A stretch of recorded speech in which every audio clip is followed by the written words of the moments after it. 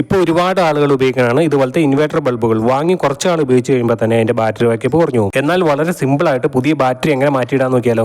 അതിനുവേണ്ടി മുകളിലത്തെ ഗ്ലാസ് പോലത്തെ കവർ പയ്യെ സ്ക്രൂ ഡ്രൈവർ ഉപയോഗിച്ച് തിക്കി അഴിച്ചെടുക്കണം. മിക്ക കമ്പനികളുടെയും ബൾബ് അഴിക്കുന്നത് ഏതാണ്ട് ഒരേ രീതിയിൽ തന്നെയായിരിക്കും, കുറച്ചൊക്കെ വ്യത്യാസങ്ങളേ ഉള്ളൂ. ഈ മോഡൽ ബൾബൊക്കെ അഴിച്ചെടുക്കുമ്പോൾ തന്നെ 4 സ്ക്രൂ കാണും. ആ 4 സ്ക്രൂവും ലൂസ് ആക്കി കഴിയുമ്പോഴേ LED പാനലും ഹീറ്റ് സിങ്കും നമുക്ക് പൊക്കിയെടുക്കാൻ പറ്റും. അത് അഴിച്ചു മാറ്റുമ്പോഴാണ് ബാറ്ററിയും സർക്യൂട്ട് ബോർഡൊക്കെ കാണുന്നത്. ബാറ്ററി എന്ന സർക്യൂട്ട് ബോർഡിലേക്ക് വരുന്ന വയറിന്റെ കണക്ടർ അഴിക്കാം.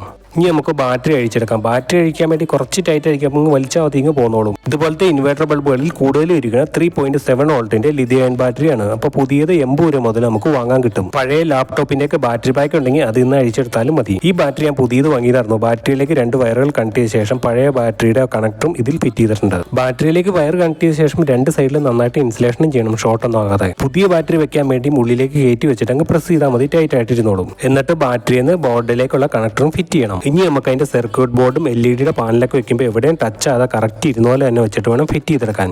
റേറ്റ് കുറഞ്ഞ ഇൻവേർട്ടർ ബൾബൊക്കെ ആണെങ്കിൽ സർക്യൂട്ട് ബോർഡ് ഒന്നും കാണില്ല, DOB തന്നെയായിരിക്കും എല്ലാം. ഇനി നമുക്ക് അഴിച്ചെടുത്ത സ്ക്രൂകളെല്ലാം വീണ്ടും ടൈറ്റ് ചെയ്ത ശേഷം മുകളിലത്തെ കവർ വിട്ട് അടച്ചെടുക്കാം. ഇനി ഇൻവേർട്ടർ ബൾബുകളുടെയൊക്കെ ബാറ്ററി ബാക്കപ്പ് പോയാലും ഇതുപോലെ ചെയ്തെടുത്താൽ മതി. അപ്പോൾ വീഡിയോ ഇഷ്ടമായി നമ്മുടെ ചാനൽ സബ്സ്ക്രൈബ് ചെയ്യാൻ മറക്കരുത്. കിടലും വീഡിയോ തന്നെ വരാം.